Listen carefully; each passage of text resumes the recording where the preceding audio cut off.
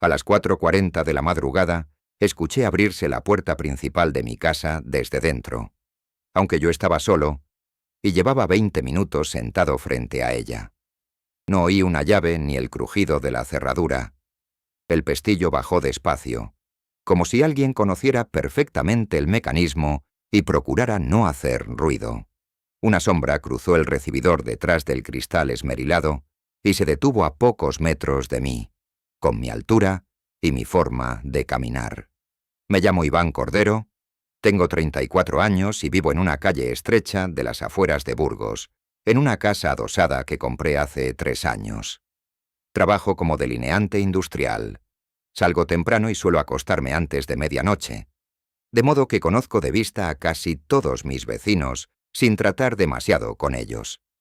Frente a mi vivienda hay otra casa idéntica, con las persianas bajadas, el jardín seco y un buzón oxidado, vacía desde bastante antes de que yo llegara.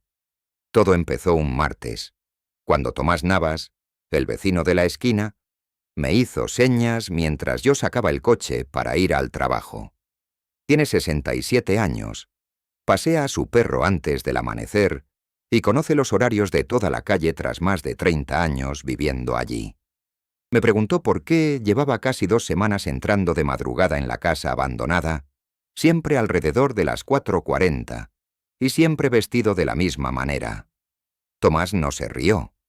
Me describió una sudadera gris, unos pantalones negros y las zapatillas blancas que suelo dejar junto a la puerta. Prendas demasiado concretas para haberlas elegido al azar. Según él, yo cruzaba la calzada, abría la vivienda vacía sin encender ninguna luz y desaparecía dentro durante 4 o 5 minutos. La primera noche creyó que el propietario me había pedido revisar algo. Para entonces ya me había visto hacerlo 11 veces. Le dije que a esa hora estaba durmiendo y que ni siquiera tenía una llave de aquella casa, esperando que eso terminara con una confusión absurda. Tomás bajó la voz y explicó que había omitido una parte. Quería comprobar primero si yo admitía aquellas visitas. Cada noche, pocos minutos después de verme entrar, otro hombre idéntico a mí salía por la misma puerta y se quedaba mirando hacia la ventana de mi dormitorio. Se quedaba allí hasta que mi luz se encendía. Ese detalle me inquietó porque llevaba meses despertándome casi todas las noches entre las 5 menos cuarto y las 5, sin haber dado importancia a esa costumbre. Tomás sacó su teléfono y me enseñó una fotografía tomada desde su ventana, granulada y oscura, donde apenas se distinguía una figura quieta frente a la casa abandonada. La cara era imposible de reconocer, aunque la sudadera, la altura y hasta la postura se parecían demasiado a mí. Aquella tarde revisé puertas, ventanas y cerraduras, convencido de que encontraría una explicación sencilla que me permitiría reírme del asunto al día siguiente. Consulté el historial de la alarma, la cámara del timbre y todos los movimientos registrados entre las 4 y las 5 durante las últimas 2 semanas. No había aperturas, siluetas ni alertas. Solamente aparecían 11 huecos idénticos de 6 minutos en la grabación.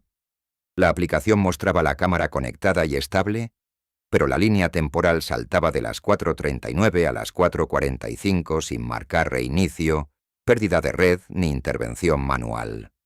Un técnico revisó el dispositivo en remoto y aseguró que tampoco veía accesos externos, por lo que aquellos minutos simplemente no existían dentro del historial. Al colgar fui al dormitorio, saqué la sudadera gris del armario y descubrí que una manga estaba húmeda. Había llovido la noche anterior y yo no recordaba haber usado esa prenda desde el domingo. Así que acerqué el puño a la nariz buscando algún olor reconocible. Olía a humedad vieja, madera cerrada y yeso mojado. El mismo aroma que queda en los trasteros donde no entra aire durante años. En el hombro descubrí además una fina mancha de polvo blanco, demasiado reciente para llevar allí varios días. Aquella noche decidí no dormir. Apagué las luces, me senté en una silla del recibidor y coloqué mi móvil grabando hacia la puerta principal, sin conectarlo al wifi ni dejar ninguna aplicación abierta. A las 4:31 escuché al perro de Tomás ladrar 2 veces. Poco después, la calle quedó tan silenciosa que podía oír el motor del frigorífico desde la cocina. A las 4:39, la cámara del timbre perdió señal. Un minuto más tarde, el pestillo bajó. La puerta se abrió varios centímetros hacia adentro, pese a que yo veía la cadena puesta, y recordaba haber girado el cerrojo con mis propias manos. Retrocedí hasta el primer escalón, mientras la abertura aumentaba lentamente, dejando entrar una corriente helada que olía igual que la manga de mi sudadera. Una mano apareció desde el otro lado, tanteó el marco con torpeza y mostró en la muñeca el mismo reloj que yo llevaba puesto. Subí corriendo, entré en el dormitorio y cerré con llave mientras llamaba a Tomás con unos dedos tan rígidos que fallé 2 veces al tocar su nombre. Contestó al tercer intento y susurró que no saliera, porque estaba mirando en ese momento la fachada de la casa abandonada desde su ventana. Me acerqué a la cortina sin encender la luz, abrí una rendija mínima y escuché como Tomás decía que acababa de verme entrar allí. En el jardín de enfrente, distinguí una figura con sudadera gris, inmóvil bajo la farola, mirando hacia mi dormitorio, con la cabeza inclinada hacia un lado. No podía verle el rostro, aunque su postura era tan familiar que sentí una náusea inmediata, como si observara un reflejo que se hubiera separado del espejo. Mientras intentaba enfocar con el teléfono, escuché un paso en mi escalera y luego otro, mucho más lento. Los pasos subían uno por peldaño, con pausas regulares entre cada apoyo, como si quien avanzaba estuviera aprendiendo cuánto pesaba mi cuerpo y cómo debía moverlo. Tomás seguía al teléfono y me preguntó por qué había otra persona en mi salón. Una frase que me dejó demasiado asustado para responderle. El sonido se detuvo frente a mi dormitorio y el pomo comenzó a girar mientras yo agarraba la lámpara de la mesilla. El pomo giró una vez, regresó a su posición y quedó inmóvil durante varios segundos. Luego alguien dio 3 golpes suaves con los nudillos. Escuché una respiración al otro lado seguida por una voz idéntica a la mía, con mi tono cansado y la ronquera que tengo al despertarme. Me pidió que abriera, porque había olvidado las llaves dentro, y tras una pausa, dijo mi nombre. Era mi propia voz. Sentí algo peor que miedo. Una repulsión física semejante a mirar una fotografía tuya tomada en un lugar donde sabes que nunca has estado. Tomás comenzó a hablar deprisa y avisó de que la figura del jardín acababa de regresar a la casa abandonada, aunque seguía viendo movimiento dentro de mi salón. En cuanto terminó, los golpes cesaron y los pasos retrocedieron hacia la escalera sin que yo oyera abrirse la puerta principal. Un minuto después, Tomás juró que me había visto salir de mi casa, cruzar la calzada y entrar de nuevo en la vivienda vacía sin mirar hacia ningún lado. Bajé despacio y encontré el recibidor vacío, con la cadena puesta y varias huellas de barro de mi misma talla orientadas desde la entrada hacia la escalera. El móvil continuaba grabando. Reproduje el vídeo mientras Tomás esperaba conmigo al teléfono. Durante esos 6 minutos la imagen mostraba un recibidor vacío, como si yo tampoco hubiera estado allí, aunque el audio sí había registrado mis pasos y la llamada. También se escuchaban los golpes del dormitorio y una respiración lenta situada muy cerca del micrófono, mucho más próxima que cualquiera de mis movimientos. Al final apareció una frase que tuve que repetir 3 veces para entenderla. Decía que yo había mirado demasiado pronto. A las 7 crucé la calle con Tomás, que insistió en acompañarme porque ya no creía que hubiera confundido a nadie, ni quería que entrara solo. La puerta de la casa abandonada cedió al primer empujón, y el interior olía exactamente igual que mi sudadera. Humedad cerrada, polvo mojado y madera antigua. La planta baja estaba vacía, salvo por un camino limpio que atravesaba el polvo desde la entrada hasta la escalera. Encontramos 3 habitaciones desnudas y una cuarta puerta al final del pasillo, demasiado nueva para encajar con el resto de aquella vivienda deteriorada. Al abrirla vi una copia casi exacta de mi dormitorio, con la cama contra la misma pared, la misma lámpara y una cortina del mismo color. Faltaban libros y fotografías, como si alguien hubiera reconstruido la habitación observándola desde fuera, y sobre la mesilla había 11 vasos de agua. Uno seguía tibio. Tomás llamó a la policía y esperamos fuera mientras 2 agentes revisaban ambas viviendas, tomaban fotografías y nos hacían preguntas separadas sobre lo ocurrido durante la noche. 20 minutos después, uno me pidió que subiera para señalar dónde había visto aquellos muebles. La habitación estaba vacía y cubierta por una capa continua de polvo. No había arrastres, pisadas recientes, huecos dejados por una cama ni rastro alguno de los 11 vasos. Aquella tarde cambié todas las cerraduras y me fui a un hotel del centro. Regresar solo me parecía una decisión innecesariamente temeraria. Tomás dijo que vigilaría ambas casas desde su ventana y colocó una cámara sobre un trípode, apuntando al tramo de calle que separaba nuestras fachadas. A las 4:40 me llamó, aunque no vi la llamada hasta 12 minutos después, y encontré un mensaje de voz.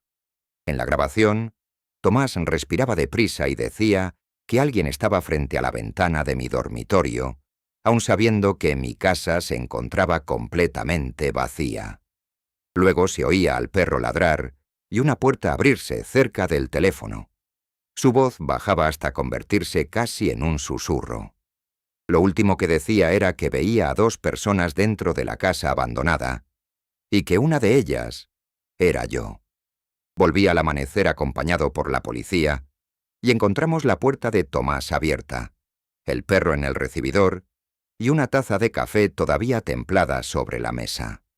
Su móvil seguía conectado al cargador, pero la cámara de la ventana había desaparecido sin mover el trípode, y ningún vecino recordaba haber escuchado gritos. Tomás había desaparecido. Durante 3 días, nadie encontró rastro suyo, así que me quedé con mi hermana en otra ciudad y rechacé volver a casa incluso para recoger ropa. El 4.º día me llamó un agente. Tomás había aparecido caminando por una carretera secundaria a 11 kilómetros del barrio, desorientado y sin recordar cómo llegó allí. Fui al hospital esa tarde y lo encontré sentado en una cama, mirando sus manos como si comprobara que seguían siendo suyas. Me pidió que cerrara la puerta y explicó que solo recordaba despertarse varias veces en una habitación idéntica a mi dormitorio, con 11 vasos sobre la mesilla. Por la ventana podía ver su propia casa, y junto a la cama permanecía alguien vestido con mi ropa, observándolo sin hablar cada vez que abría los ojos. Pensé que estaba describiéndome hasta que aclaró que aquella persona tenía mi cara y parpadeaba con un ritmo extraño.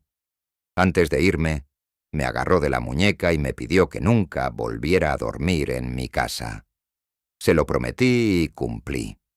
Vendí la vivienda por debajo de su valor.